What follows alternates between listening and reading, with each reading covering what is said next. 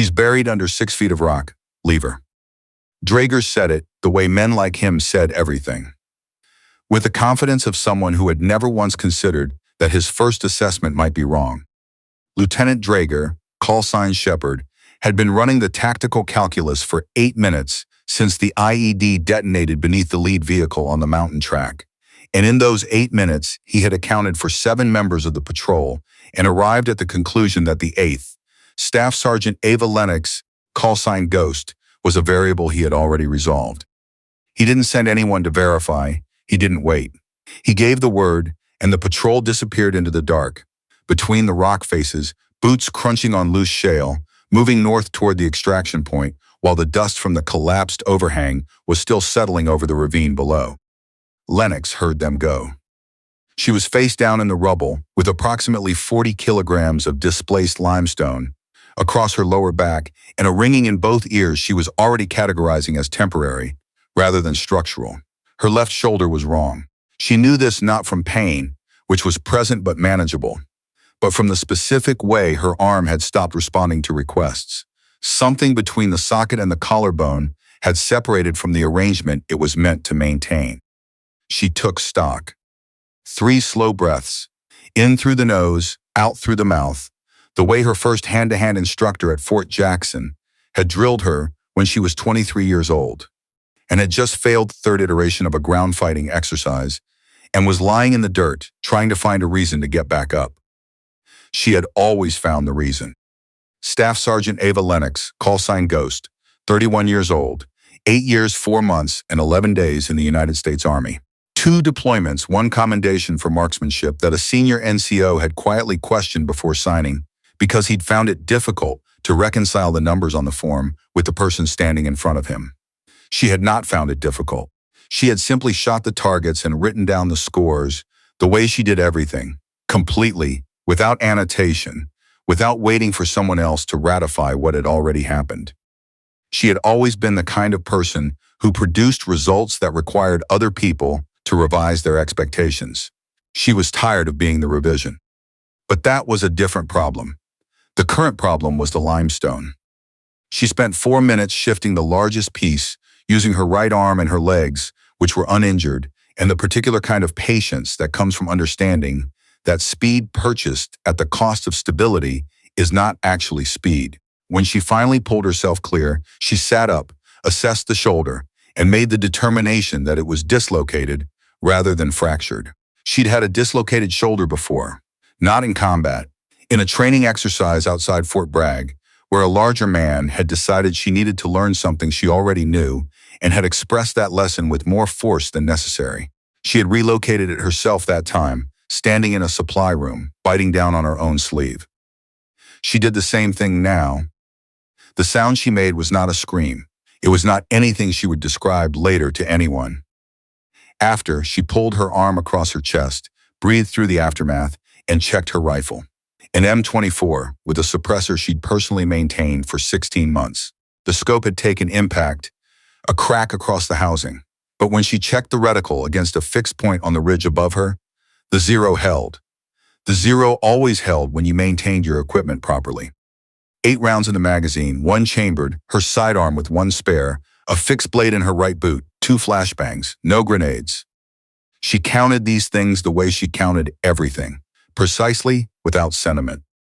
Then she looked north toward the extraction point where her team had gone and south toward the valley below where, 3 kilometers distant, the lights of the Rahimi Group compound burned against the darkness like something that did not know it was supposed to be afraid.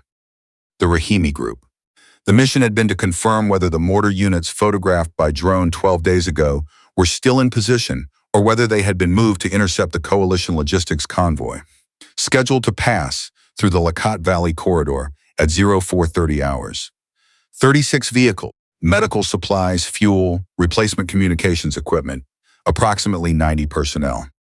Draeger had called it compromised as soon as the IED went. He'd called it contaminated intelligence, unsafe to continue, better to extract and reassess. Lennox had thought he was wrong then. She was certain of it now. She started moving south. The 3 kilometers took her 53 minutes.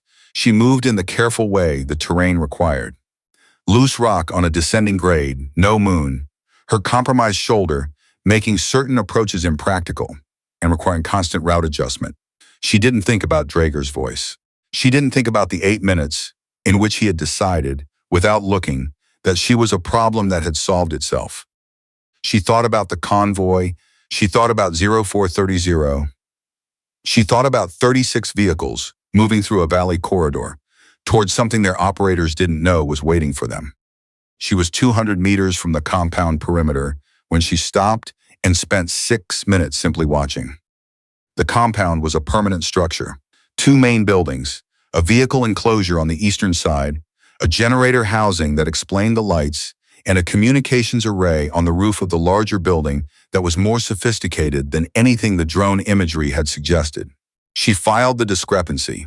It mattered for reasons she would work out as she moved. 4 sentries visible, 2 at the main gate, 1 on the western corner, 1 making an irregular circuit of the vehicle enclosure. The irregular circuit was the tell, undisciplined.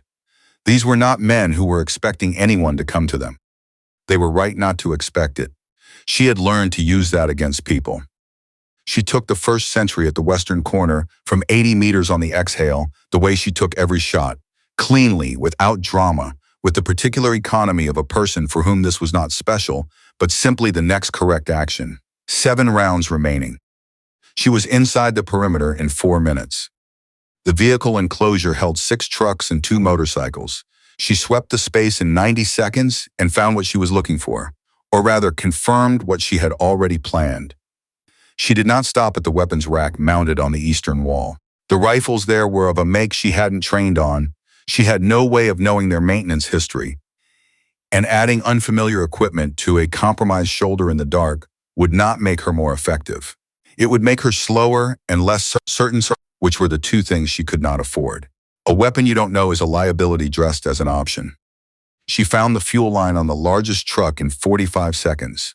She spent another 2 minutes on the second vehicle, then the third. She left the others. She was constructing a sequence, not a conclusion.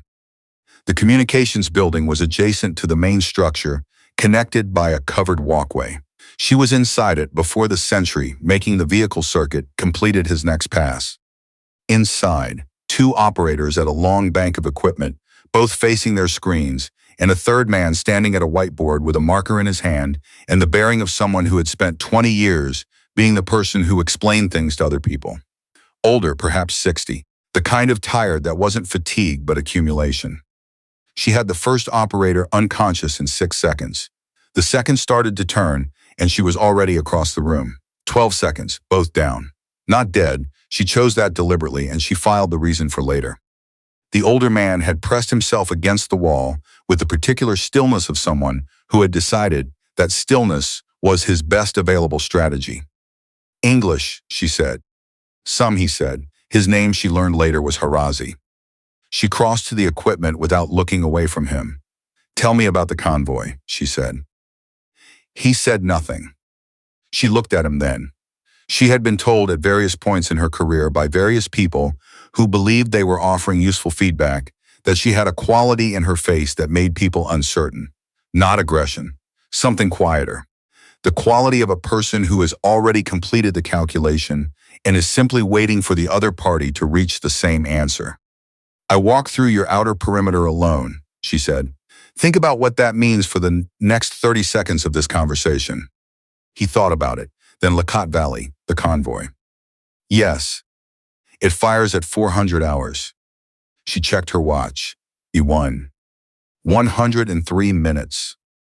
She needed the exact mortar position, she needed a coalition frequency, and she needed Bazir, the compound commander, to either stand down or be prevented from giving the order. She could not do all 3 from this room. She needed to know which one to do first. Tell me where Bazir is, she said. Command building, main floor. He has 2 personal security. The older man's English was careful and deliberate, each word considered before it arrived. He is reviewing the morning sequence. She looked at him for a long moment. You're telling me this voluntarily, she said. He met her eyes. I was a school teacher, he said before. I have a daughter in Kabul who is currently enrolled in university. He paused. I am not enthusiastic about tonight's operation. She filed that as well. Sometimes the most useful information came from people who had already arrived at a conclusion and were simply waiting for the right person to confirm it. She got on the communications equipment. Finding the coalition frequency took 4 minutes. She'd been trained to recognize the encoding protocols, though the application under these specific conditions was improvised in ways her instructors had probably not anticipated. She keyed the transmitter. The duty officer who answered was named Pemberton. She could tell from the texture of his response, that specific shift from routine alert to operational alert, that he understood within the first 20 seconds that what he was hearing was not a drill and was not a mistake. She gave him the mortar grid reference. She gave him the convoy timeline. She gave him her position and her call sign and the words that mattered most. The operation is active, the window is 0400, and I am the only coalition asset currently inside the target compound. Pemberton asked for verification. She said, "The verification is that I'm here and talking to you. Write down what I'm saying and make a phone call. I'll wait." He wrote it down. She signed off, looked at Harazi and said, "Stay in this room." He nodded once. She believed him. Then she went to find Bazir. The covered walkway between the communications building and the main structure was 15 meters of exposure. She took it in 8 seconds, moving low shoulder, sending signals she was now categorizing as background rather than active intelligence. The main building had 3 rooms on the ground floor. She spent 45 seconds at the exterior, listening through the 2 windows she could access, before she understood the layout. Bazir was in the central room. She could hear him through the wall. A voice with the specific cadence of a man issuing instructions to people he expected to comply without discussion. The 2 personal security were in the adjacent corridor outside his door. She went through the corridor from the far end, came at the pair from the direction they were not watching, and managed it the way she managed everything that came down to bodies and geometry. Efficiently, in the specific order the geometry required. One went down hard against the wall. The second turned fast, and she was already on him, her right arm doing work. Her left shoulder could not and would not do tonight. 11 seconds both down. She opened the door to the central room. Bazir was not what the file had suggested. The assessment she'd reviewed described a logistics coordinator, not a combatant, a manager, someone who organized the supply chains for people who performed the violence rather than performing it himself. What she had expected, therefore, was someone who would respond to her entry with fear. What she got was a man who stood up slowly from a camp table covered in maps and looked at her, with the particular expression of someone who had been a coordinator long enough to understand how operational outcomes happened, and who was therefore not surprised that an outcome had arrived to find him. "American," he said, not a question. "Yes," she said. He looked at her shoulder, at the arm she was holding across her chest, at the rifle in her right hand, and the way she was distributing her weight. "You're injured," he said. "Functional," she said. He considered this. "How many of my people did you pass through?" She didn't answer. He looked at the door behind her, at the corridor where his security detail was no longer standing. He performed the same calculation she had performed 40 minutes ago in the rubble of the mountain pass. The one where you accounted for the variables you could see and made decisions about the ones you couldn't. And he arrived at a different answer than she had. She could see it in the way his hands settled on the edge of the table, not reaching for anything, just settling. "What do you want?" he said. "The mortar unit," she said. "Grid reference and a stand-down order now." He was quiet for 4 seconds. She counted everyone. "If I give you the stand-down," he said carefully, "what happens to my men?" "That's not my decision tonight," she said. "My decision tonight is the convoy, 90 people on 36 vehicles. That's what this conversation is about." He looked at the maps on the table, at something in the middle distance that wasn't the wall. "The convoy carries medical supplies," she said. "You know what it carries." "I know what it carries," he said. His voice was flat. "This is not a debate I expected to have tonight." "Then don't have it. Give me the grid and transmit the stand-down." He picked up the radio from the table. He held it for a moment, not deciding whether to do it. She could see that decision had been made, but considering something quieter. "The people on that convoy," he said, "some of them have families." "Yes," she said, "that's the point." He raised the radio. He gave the call sign and the authentication. He said 3 sentences in Dari. Then he set the radio down. "It's done," he said. She produced a flex cuff and said, "Sit down." He sat. He put his hands behind his back without being asked. She was in the corridor when she heard the shot. It came from outside, the eastern perimeter, the direction of the vehicle enclosure. Sharp, singular, not suppressed. She moved back through the walkway, changed direction, and came around the eastern corner of the compound to find a situation that had altered while she was inside. 3 armed men at the vehicle enclosure. Not the compound's regular security, different equipment, different bearing. The kind of bearing that told her these men had come from outside, had arrived since she had entered the perimeter, and had not been part of any intelligence assessment she had received. She was behind the generator housing before they registered her position. 6 rounds remaining. She stayed still and listened. One of the men was on a radio. She caught enough through the wind coming off the eastern ridge to understand that someone on the other end of that transmission was asking for status. They hadn't come for the compound. They were looking for her specifically. That information took 3 seconds to arrive at its full implication. Then she was back on the coalition frequency. "Ghost to control. Stand by." She kept her voice level. 3 armed third parties at my position. Not compound personnel. They have outside communications. Someone knew I was coming in. Pemberton's voice came back tight. "Ghost, say again." "Someone sold the patrol route," she said. "These men are here for me. Stand down order has been transmitted from compound command. Verify with your signals team and reroute the convoy. I'll handle the third parties. Ghost, we need." "Do the convoy first," she said. She signed off. The 3 men had split. 2 were moving along the eastern wall. 1 had remained near the trucks, positioned to cover the approach from the communications building, the last place they expected her to be. She moved west, came at the 2 on the wall from the angle they had left unguarded, and managed the first one cleanly. The second turned faster than anticipated, and for 2 seconds, it was close in a way that her shoulder made significantly worse than it would otherwise have been. She managed 4 rounds, 1 man unaccounted for. She found him at the enclosure entrance, weapon up, moving toward the sound. She had 2 options, distance or speed. Distance required a clear line she didn't have. Speed required the shoulder. She chose speed. The shoulder had opinions about this decision that she noted and immediately set aside. When she came up from the ground, her radio crackled. "Ghost. Convoy is being rerouted. Stand down confirmed." She could hear something in Pemberton's voice that had no name but was present, the specific quality of relief that manifests as professionalism when there isn't space for anything else. "One more item," she said. "Tell me you have someone I can talk to about the patrol route." A pause. "Then we have someone. He's been waiting since 01:30. 01:30, 47 minutes before the IED, before Draeger called the extraction. "Send me the extraction bird," she said, "and whoever needs to talk to me. I'll mark my position."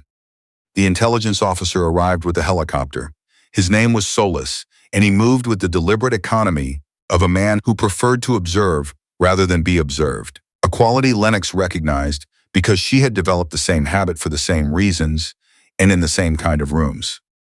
He sat across from her in the field hospital at Fob Mirabad 6 hours later, put a tablet on the tray table beside her bed and said, "Bed, I'll need you to look at something." She had not slept. The shoulder had been relocated properly by a surgeon who described the pre-existing field dislocation as impressively managed for the conditions, which she did not respond to because she was uncertain what to do with impressively managed as a compliment. She lay with her arm immobilized and her head clear and looked at the tablet Solis turned toward her. A signals map, nodes and connections radiating outward across the display, the kind of visual that took months of patient, careful work to build. "You know what this is," Solis said. "It's a network," she said. "The patrol route for last night's operation was filed 48 hours before departure," he said. "Standard procedure." He pointed to one of the nodes near the center of the map. "This contact received a transmission on a coalition-adjacent frequency 18 hours after filing. The transmission included routing data that should not have been accessible to anyone outside the operations cell." "How long has this been active?" she said. 10 months, he said. "The signals record covers 4 separate operations. All four went sideways at the contact phase. 4 operations, she said. He met her eyes steadily, not 4 deaths. Each time. She thought about Drager's voice in the dark. She's buried under 6 feet of rock. Leave her. She thought about the 8 minutes in which he had done his accounting and not looked back. Who filed the route? She said. The operations cell, he said, which in practical terms means one of 4 people. He turned the tablet over. On the back, taped to the case, was a piece of paper with a name written in block capitals. He held it up. She read the name. She had known this person for 3 years, had served alongside them on 2 deployments, had, on one specific occasion she now needed to revisit completely, defended their judgment to a senior officer who had questioned it in a briefing room, stood up, said the words, believed them. The room was very quiet. She read the name again. Drager, she said, not a question. He had been part of the operations cell for 6 months, Solis said. The signal's correlation puts him at the origin point for all 4 transmissions. He paused. He is currently at Afab Mirabad, where he filed his after-action report at 0700 this morning. What did the report say? That the patrol was ambushed by an unknown IED, that extraction conditions were non-survivable for 1 team member, that he made the call to withdraw without confirmation of her status. She absorbed this in the particular way she had learned to absorb information that required immediate processing and 0 visible reaction. He didn't sell the route to kill me, she said slowly. She was thinking it through as she said it. He sold it to compromise the mission, to create a contact failure that would justify standing down a larger operation. She paused. He thought if the patrol went wrong, command would finally reconsider. That's the working assessment, Solis said. He underestimated the IED placement. He did not expect a casualty. He didn't consider me a variable that required protecting, she said. Solis was quiet for a moment. No, he said, I don't think he did. They sat with that. I want to be present when you move on him, she said. I'm not asking to conduct it. I'm asking to be in the room. You're in the room, Solis said. Drager was there 48 hours later when they brought him in. He had not expected to see Lennox. She could tell from the fractional shift in his face when he found her.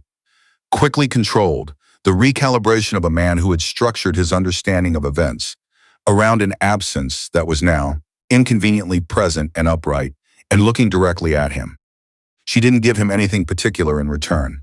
What she gave him was the same clear level attention she gave every target she had ever put in a scope, complete, without drama beyond his reach. He talked, not immediately, not without the predictable sequence of a man still trying to locate surviving leverage. But eventually he talked because Solis was very good at making the alternative apparent, and because 10 months of communications data placing him specifically and unambiguously in a pattern of behavior was not the kind of evidence that responded well to creative interpretation. He hadn't done it for money. He had done it because he believed the operation was unnecessarily costing lives. Because he had filed reports for 6 months that had gone nowhere, because he had decided that if the system wouldn't listen to him, he would build a louder argument out of whatever materials were available. Lennox sat in the corner and listened to this and thought, I know what it feels like when the system doesn't listen. I have been living inside that experience for 8 years and 4 months and a number of days. The difference was what you did with the time. She didn't say it. She let Solis run the room and she held her position, and she did not look away from Drager once. And when they took him out at the end, she sat in the sudden quiet and felt the specific weight of a settled thing finally coming to rest. Colonel Fashu, the base commander, came to the field hospital that afternoon. She was compact and authoritative in the way that needed no announcement, and she delivered information directly, without preface. The convoy, she said, 91 personnel, all present and rerouted safely. The mortar unit is being tracked by drone as of 0800. She sat down across from Lennox and set her coffee on the tray table. The signals data you secured at the compound connects to 2 active operations we've been trying to close for the better part of a year. She paused. I don't use the word significant casually. This is significant. Lennox looked at her hands in their bandaging. Drager's report listed the mission as a failure, Fashu said. I've already submitted a corrected assessment to Theater Command. The mission is reclassified as a success with full intelligence capture and convoy interception prevention. She paused once more. Your call sign is on it. She left. The room held the particular quiet of a space where the right thing has finally been said. 2 weeks later, Lennox walked out of the field hospital on her own. The shoulder would take months to full recovery, but the surgeon had described her progress as remarkable for the second time, and she had decided this time to take the word at face value and move on. Solis met her in the corridor. Beside him was a brigadier general she recognized from the chain of command, Abershaw, a man, with the focused attention of someone who had read a file thoroughly and was now comparing it to the room and a folder that was too thin to be bureaucratic and too present to be incidental. They sat down in a briefing room. Abershaw put the folder on the table and said, "I'd like to talk to you about the next phase of the operation." Inside was a unit activation order, Task Group Marrow, Joint Special Operations Command, 6 billets. The team lead line had her name in it. "The network on that signals map," Abershaw said, "has 5 active nodes. You found the thread. We'd like you to follow it."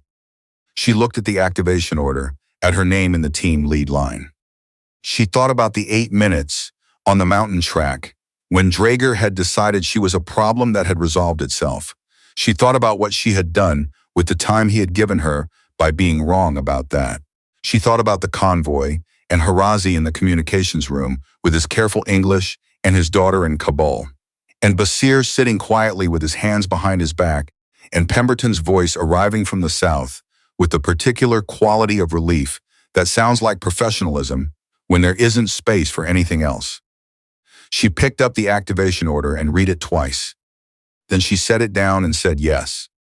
Not elaborated, not qualified. Just yes, the way she said everything that mattered, cleanly, without ceremony, without waiting for the moment to be larger than it was. Abershaw nodded. Solis was already opening his own folder. Outside the briefing room window, the base was doing what bases did, moving, functional, ordinary, full of people who would never know how close the road through the Lakat Valley had come to being something that couldn't be undone. That was fine. That was exactly how it was supposed to work. Lennox picked up the team lead file and began to read. She had a network to dismantle, 5 nodes to locate, and 6 billets to fill with the best people she could find. And she already had 3 names in mind, soldiers she had quietly watched over 2 deployments and filed away against the possibility of exactly this kind of moment. Draeger had spent 3 years deciding she was a variable he could manage. What he had actually done was give her 3 years of reasons to know precisely what she was doing and precisely why it mattered. The 5 remaining nodes on that network were going to understand what Basir had already understood in that map room, what Harazi had seen in the communications building, what the general sitting across from her had confirmed by reading a file and then looking at her face. That the most costly mistake anyone made in this operation was looking at Ava Lennox and concluding she was already finished. She turned the page and kept reading.